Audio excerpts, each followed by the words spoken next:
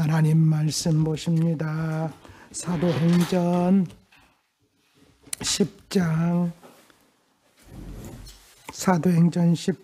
23절 후반절부터 사도행전 10장 23절 후반절부터 보십니다. 23절 후반절부터 48절 끝까지 우리 같이 읽겠습니다. 시작.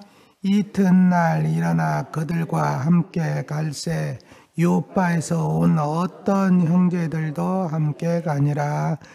이튿날 가이사랴에 들어가니 고넬료가 그의 친척과 가까운 친구들을 모아 기다리더니 마침 베드로가 들어올 때에 고넬료가 맞아 발 앞에 엎드리어 절하니 베드로가 일으켜 이르되 일어나라, 나도 사람이라 하고 더불어 말하며 들어가 여러 사람이 모인 것을 보고 이르되 유대인으로서 이방인과 교제하며 가까이 하는 것이 위법인 줄은 너희도 알거니와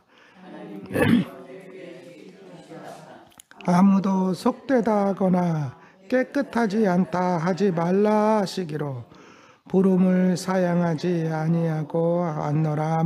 너니 무슨 일로 나를 불렀느냐? 고넬료가 이르되 내가 나흘 전 이맘때까지 내 집에서 제9시 기도를 하는데 갑자기 한 사람이 빛난 옷을 입고 내 앞에 서서 말하되 고넬료야, 하나님이 내 기도를 들으시고 내 구제를 기억하셨으니 사람을 요빠에 보내어 베드로라 하는 시몬을 청하라. 그가 바닷가 무두장이 시몬의 집에 유숙하느니라 하시기로 내가 곧 당신에게 사람을 보내었는데 오셨으니 잘하였나이다. 이제 우리는 주께서 당신에게 명하신 모든 것을 듣고자 하여 다 하나님 앞에 있나이다. 베드로가 입을 열어 말하되 내가 참으로 하나님은 사람의 외모를 보지 아니하시고 각 나라 중 하나님을 경외하며 의를 행하는 사람은 다 받으시는 줄 깨달았도다. 만유의 주 되신 예수 그리스도로 말미암아 화평의 복음을 전하사 이스라엘 자손들에게 보내신 말씀 곧 요한이 그 세례를 반포한 후에 갈릴리에서 시작하여 온 유대에 두루 전파된 그것을 너희도 알거니와 하나님이 나사렛 예수에게 성령과 능력을 기름 붓듯 하셨음에 그가 두루 다니심에 선한 일을 행하시고 마귀에게 눌린 모든 사람을 고치셨으니 이는 하나님이 함께 하셨습니다. 우리는 유대인 모든 일의 증인이라. 그들이 나무에 달아 죽였으나 하나님이 사흘 만에 다시 살리사 나타내시되 모든 백성에게 하신 것이 아니요 오직 미리 택하신 증인 곧 죽은 자 가운데서 부활하신 후 그를 모시고 음식을 먹은 우리에게 하신 것이라. 우리에게 명하사 백성에게 전도하되 하나님이 살아있는 자와 죽은 자의 재판장으로 정하신 자 곧 이 사람인 것을 증언하게 하셨고 그에 대하여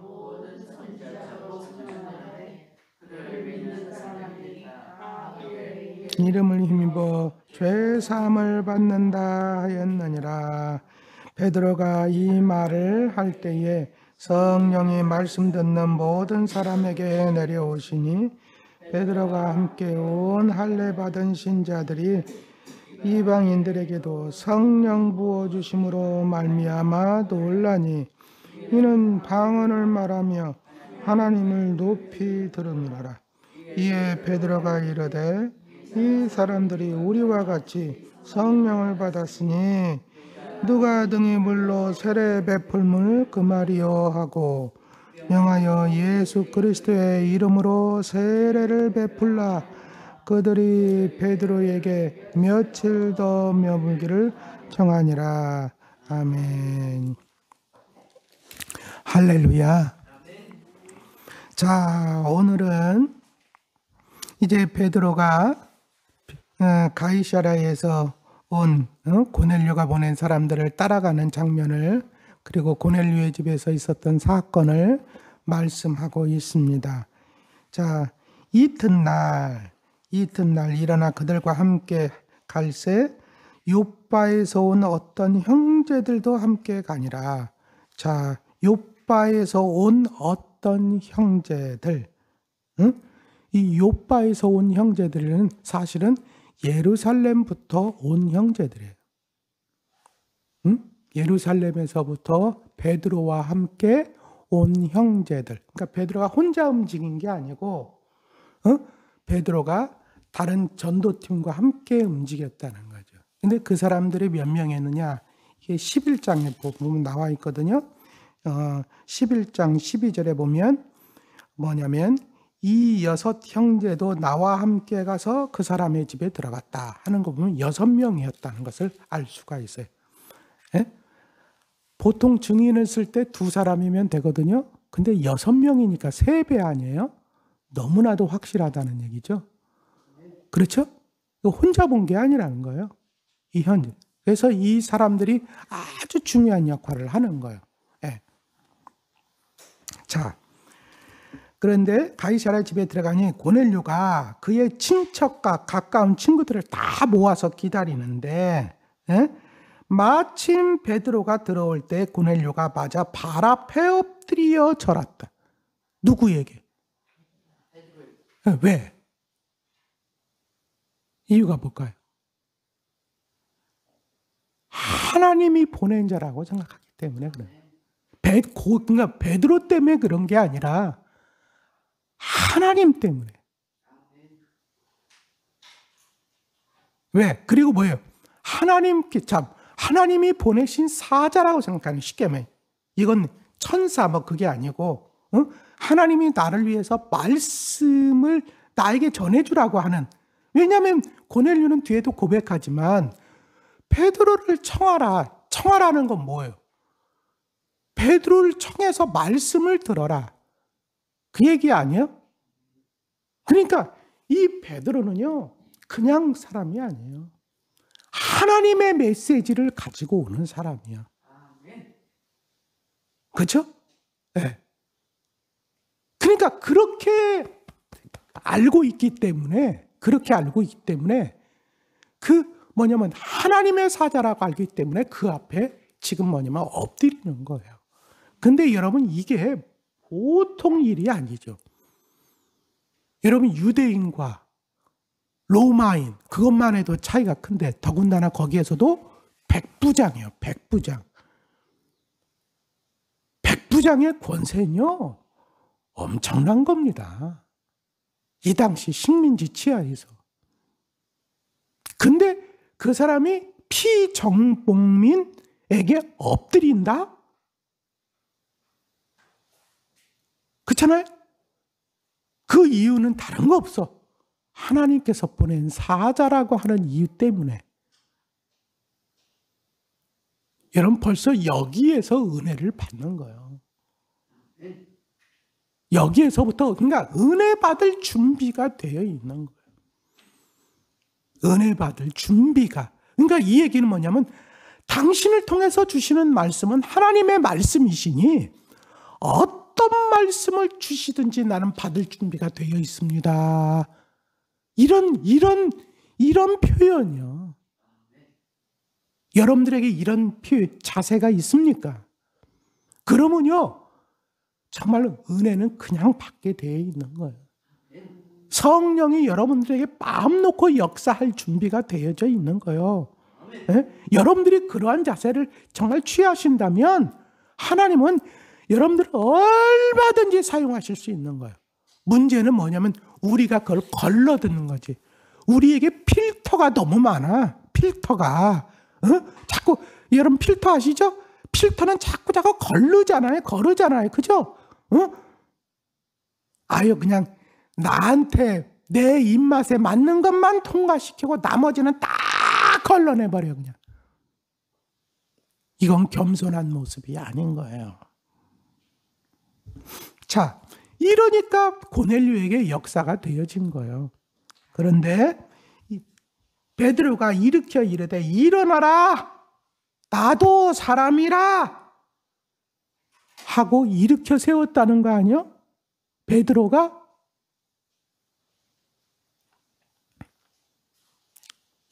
여러분, 이러니까 또 하나님께서 베드로를 쓰시는 거야. 그렇죠? 그러면은 그렇지, 내가 하나님의 사자, 이게 아니요. 오히려 베드로는 아이고, 나 같은 사람이 내가 무엇이겠는데, 아유, 그러지 마세요. 저도 똑같은 사람이에요.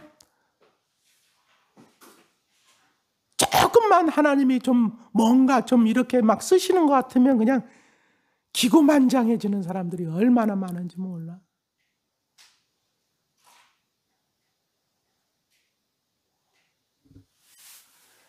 뭐냐면은 하나님께서 쓰시는 사람들이 좀 더 겸손했다면 한국 기독교에 이렇게 있지 않아요.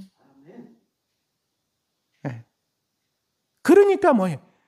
처음에는 성령으로 시작했다가 나중에 육체로 마치는 거야. 그런 사람들이 얼마나 많은지 몰라.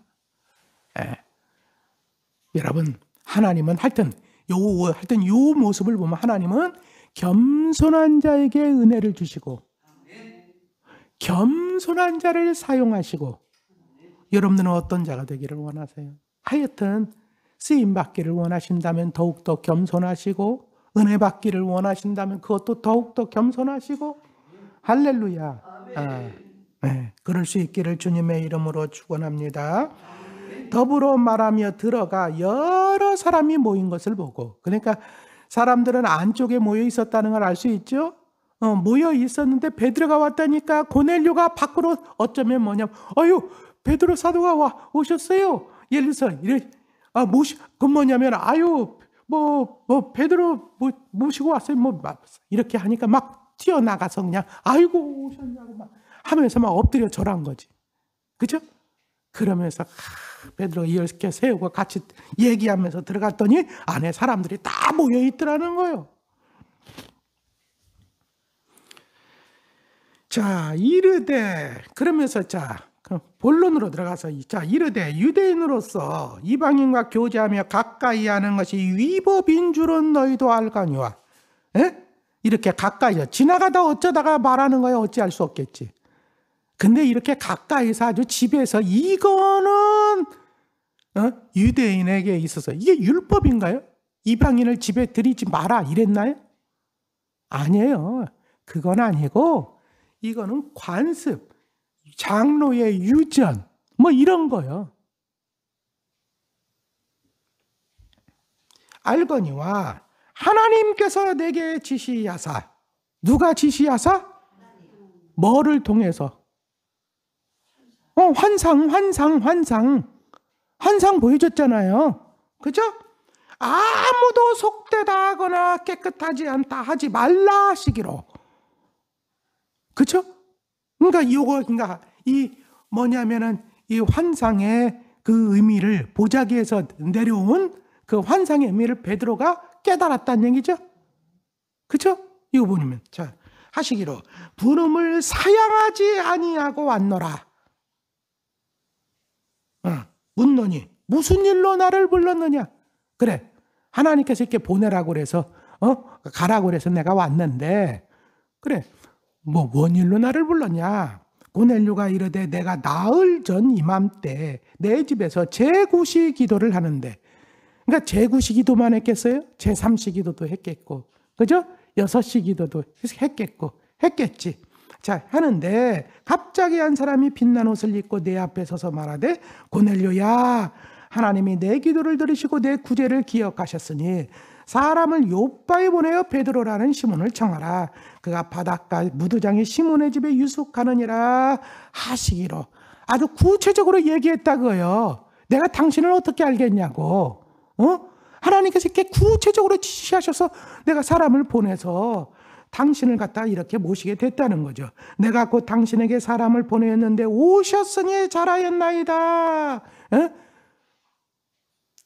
이제 우리는 주께서 당신에게 명하신 모든 것을 듣고자, 그렇죠? 명하신 모든 것을 듣고자 하여 다 하나님 앞에 있나이다. 하여튼 당신에게 당신께서 말씀하시는 것은 우리가 듣겠나이다. 예. 이런 데서는요, 이런 데서는 무엇을 얘기해도 은혜 받는 거지 뭐. 그러니까 우리에게도 이런 자세가 필요하다 그 얘기예요. 말씀하옵소서 우리가 듣겠나이다 이 거죠. 그러자 베드로가 입을 열어 말하되 내가 참으로 하나님은 사람의 외모를 보지 아니하시고, 외모는 겉의 조건을 얘기하는 거예요. 유대인이나 이방인 뭐 이런 것들이 있잖아요. 여기서 얘기하는 거는 외모를 보지 아니하시고 뭐요? 각 나라 중 하나님을 경외하며 의를 행하는 사람은 다 받으시는 일을 깨달았도다. 만유의 주 되신 예수 그리스도로 말미암아 화평의 복음을 전하사 이스라엘 자손들에게 보내신 말씀 곧 요한이 그 세례를 반포한 후에 갈릴리에서 시작하여 온 유대에 두루 전파된 것을 너희도 알거니와 하나님의 나사렛 예수에게 성령과 능력을 기름부터 부으셨으며 그가 두루 다니시며 선한 일을 행하시고 마귀에게 눌린 모든 사람을 고치셨으니 이는 하나님이 함께 하셨습니다. 우리는 유대인의 땅과 예루살렘에서 그가 행하신 모든 일의 증인이라. 그들이 나무에 달아 죽였으나 하나님의 사흘 만에 다시 살리사 나타나실 때 모든 백성에게 하신 것이 아니요 오직 미리 택하신 증인 곧 죽은 자 가운데서 부활하신 후 그를 모시고 음식을 먹은 우리에게 하신 것이라. 우리에게 명하사 백성에게 전도하되 하나님이 살아있는 자와 죽은 자의 재판장으로 정하신 자가 곧 이 사람인 것을 증언하게 하셨고 그에 대하여 모든 선지자도 증언하되 그를 믿는 사람들이 다 그의 이름을 힘입어 죄 사함을 받는다 하였느니라. 베드로가 이 말을 할 때 성령이 말씀 듣는 모든 사람들에게 내려오시니. 자 보세요. 제가 얘기하고 싶은 게 뭐예요? 이 말 베드로가 지금 설교하죠? 에? 자 은혜로워요. 자 은혜로워요 아니면 별로 그냥 맹숭맹숭해요. 내가 질문하고 싶은 게 그거예요. 여러분 베드로의 설교가 지금 뭐 은혜롭습니까? 내가 보니까 그동안 베드로가 한 설교보다 가장 별로 밍숭밍숭한 것 같아.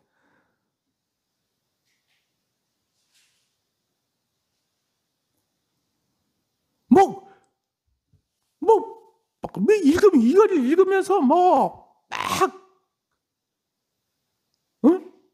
뭐가 막 감동이 막 그러시는가요? 예? 근데 제가 드리고 싶은 얘기는 이 설교를 듣고 베드로가 이 말을 할 때에 성령이 말씀 듣는 모든 사람들이 내려오셨다는 거예요.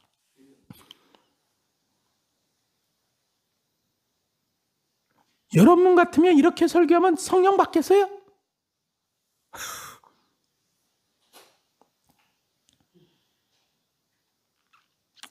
그러니까 제가 드리고 싶은 얘기는 뭐냐면 전하는 자보다 더 중요한 게 듣는 자의 자세라는 거지.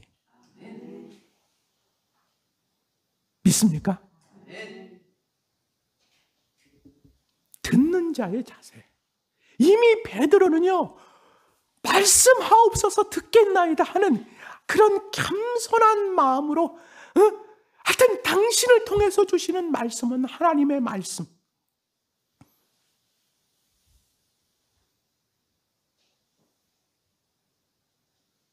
그러니까 다른 사람이 봤을 땐 옆에 있는 형제들이 봤을 그 6명의 형제들이 그거 들을 때는 딩숭딩숭 했을 수도 있어. 그냥 별 감동 없이. 왜 하루에 또 한두 번 들어본 것도 아니고. 그렇죠? 근데 이 말씀을 듣고 고넬료의 가정의 사람들은 뭐냐면은 성령 이 말씀을 할 때, 자, 베드로가 안수했어요? 안수 한 번도 한 적도 없어. 뭐 건드려 본 적도 없어. 그냥 말씀만 전했어. 마치 어떤 사건하고 똑같아요. 오순절 성령 받고 나서 베드로가 설교하죠? 그죠? 응? 아니, 오순절 성령 받을 때도 뭐 안수하고 다녔나요? 아니죠. 그냥 기도하고 있는데 갑자기 성령이 임했잖아요. 그죠? 기도하고 있다가 그건 성령 받은 거고, 이건 뭐예요? 말씀 듣다가 그냥 성령 받은 거예요. 이거를 보고 베드로와 함께 온 할례 받은 신자들, 그러니까 유대인이라는 얘기예요. 할례 받은 신자들, 그 사람들이 몇 명 있었어요? 6명. 이 사람들이 이방인들에게도 성령 부어주심으로 말미암아 논란이 이는 방언으로 말하며 하나님의 높임을 들음이로라. 그러니까 성령 받았다고 하는 증거로 뭐가, 이 사람들이 뭐를 했다는 거야? 방언을 했다는 얘기죠. 그죠? 자기네들이 경험했던 사건 아니에요. 야, 이방인에게도 우리와 똑같은 역사가 일어나네. 이방인에게도. 다시 말해서 하나님께서도 이방인들을 이렇게 뭐냐면은 구원하시기를 원하시는구나. 유대인뿐만, 그때까지는 어떤 생각을 갖고 있었는 사람들이 유대인에게만, 다시 말하면 예수 믿어야지 보고 구원받지, 예수 믿어야지 구원을 받는데 하나님은 어떤 자들을 구원하시느냐? 유대인 중에서도 예수 믿는 사람들을 구원하신다고 생각을 했어요. 그걸 가리켜서 뭐라고 얘기하냐? 할례파라고 얘기하는 거예요. 그러니까 유대인이 되려면 뭐를 받아야 돼요? 할례를 받아야 돼요. 네? 그래서 여러분, 예수만 믿으면 완전한 게 아니야. 그 사람들은 그렇게 생각했다고. 예수만 믿으면 완전한 게 아니야. 먼저는 할례를 받아야 해서 유대인이 되어야 되고, 유대인이 된 다음에 예수를 믿어야 돼. 이 두 가지가 다 있어야 돼. 그걸 주장했던 사람이 바울을 쫓아다니면서 계속적으로 시비를 걸었던 할례파예요. 네? 근데 그게 아니라는 거죠. 고넬료는 할례로 받지 않았어요. 나중에 보면 나와. 할례도 받지 않은 이방인들이야. 하지만 그 사람들도 말씀을 듣고 똑같이 성령 받고, 성령 받았다고 하는 증거가 뭐예요? 막 방언으로 말하고, 이걸 갖다 한두 사람도 아니고 지금 뭐 6사람이나 그것을 봤어. 베드로를 제외하고도. 응? 깜짝 놀라요. 하나님께서 할례를 받고 안 받고가 중요한 게 아니라 하나님을 경외하는 모든 사람들은 다 이렇게 구원하시는구나 하는 것을 확실하게 보게 돼. 이것 때문에 뭐예요? 이것 때문에 이방인에게도 복음을 전해야 된다고 하는 당위성이 생긴 거예요. 할렐루야. 할례 받고 안 받고 이거 따지지 말고 이제는 모든 사람에게 복음을 전해야 된다. 네?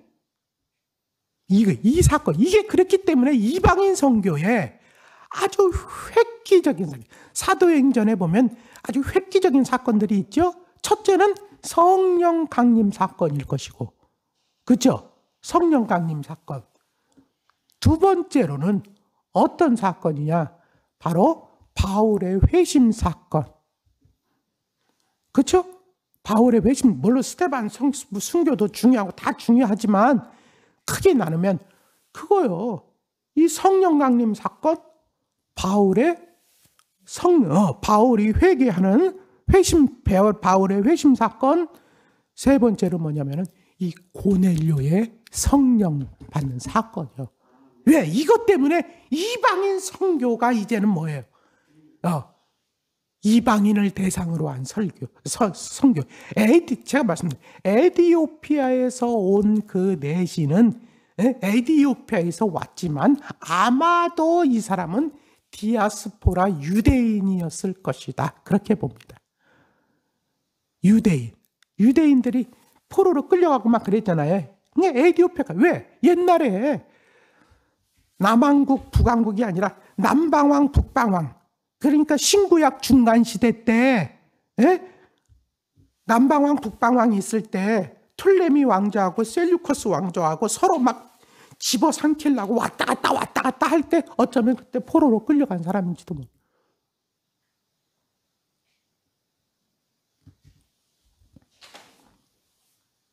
그렇게 갔다가 에디오피아까지 갔는데 거기서 출세한 거지. 그 사람은 유대인으로 보고, 유대인으로, 그러니까 이방인으로서 최초의 성령 강림 사건. 더군다나 안수하지도 않았어요. 그냥 말씀만 듣다가. 그러니까 유대인하고 차별이 있다 없다? 없다. 똑같아. 그들도. 이 사건. 자, 이걸 보고 뭐예요?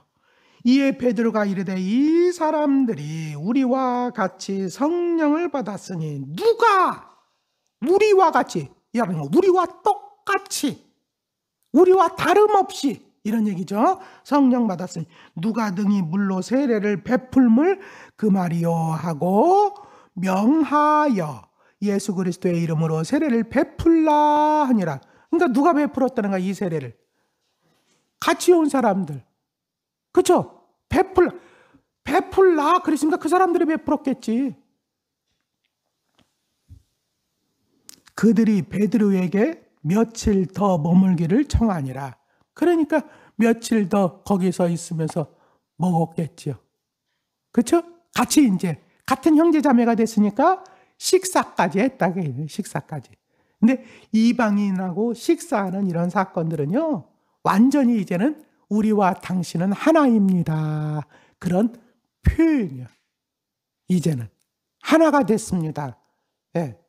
이렇게 됐다는 거예요. 자, 이래서 이제 이방인 선교 이 사건이 이걸 갖다가 이제 베드로가 교회에 보고하고 그래서 이방인 선교를 이제 구체적으로 이렇게 준비하게 되어지는데, 자 보세요. 하여튼 오늘 말씀은 이건 전체적인 내용이고 우리가 하나만 다 기억합시다. 은혜 받으려면 무엇보다 겸손하자. 할렐루야. 쓰임 받으려고, 쓰임이 오랫도록 가려고 해도 무엇보다 겸손하자. 할렐루야. 자만하거나 교만하지 말자. 하나님은 그런 자에게는 은혜 베풀기도 참 힘드시고, 그 다음에 그런 자 계속적으로 쓰시기도 어렵다. 오늘 쓰임 받고 내일 버림받는 사람의 특징이 뭐냐? 겸손하지 못하기 때문에 그래. 그러니까 우리 쓰임 받을 때 더욱더 겸손해야 된다. 기도하시겠습니다. 아버지 하나님 감사합니다. 오늘도 함께 해주시고 또 말씀을 통하여 깨닫게 하여 주시니 감사합니다. 하나님께서 이 고넬료에게 이렇게 기도에 응답하신 이유, 하나님 아버지, 고넬료는 참으로 겸손한 사람이었습니다. 이런 고넬료에게 하나님께서 더 큰 은혜 주시고자 베드로를 청하게 하셨습니다. 고넬료가, 하나님 또한 베드로가 하나님의 사역에 놀랍게 쓰임받는 이유, 하나님 그를 통해서 많은 표적과 기사들이 하나님 나타남에도 불구하고 하나님 아버지, 베드로는 나도 당신과 똑같은 사람이라, 나도 당신과 다를 것이 없다 하면서 겸손한 모습으로 하나님 아버지, 그가 자세를 취해 있을 때 하나님은 그를 더욱더 높이 사용하시는 것을 저희들 깨닫습니다. 아버지 하나님, 우리도 겸손한 자가 되어지기를 원합니다. 아버지 하나님, 오늘도 하나님 아버지 앞에 겸손하게 하시고 말씀 앞에 겸손하게 하시고 모든 사람들을 다 귀히 여기며 하나님 아버지 편견을 하나님 아버지 내려놓고 주의 복음의 말씀을 기회를 주시는 대로 전하는 우리 모두가 되게 하여 주시옵소서. 오늘도 우리의 간구를 들어주시고 응답하여 주시옵소서. 주께서 또 우리를 지켜 주시옵소서. 날씨가 추워졌습니다. 하나님 감기 걸리지 않도록 하나님 아버지 은혜 내려 주옵소서. 예수님의 이름으로 간절히 축복하며 기도했습니다. 아멘.